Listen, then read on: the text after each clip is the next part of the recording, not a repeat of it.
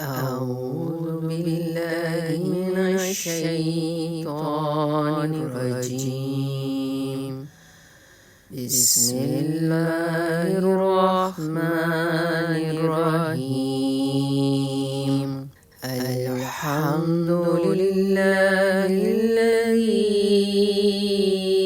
أنزل على عبده الكتاب ولم يجعل له عوجا قيما لينذر بأسا شديدا من لدنه ويبشر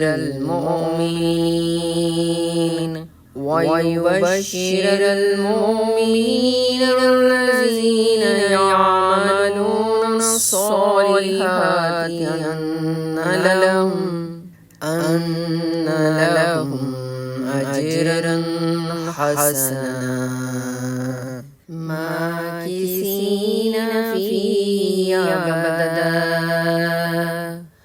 وينذر الذين قالوا اتخذ الله ولدا ما لهم به من علم ولا لآبائهم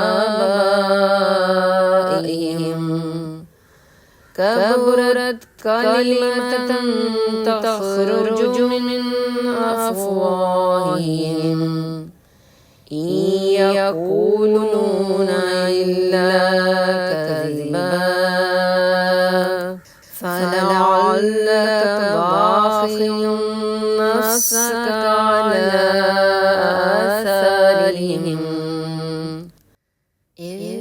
لم يؤمنوا بهذا الحديث أسفا إنا جعلنا ما على الأرض زينة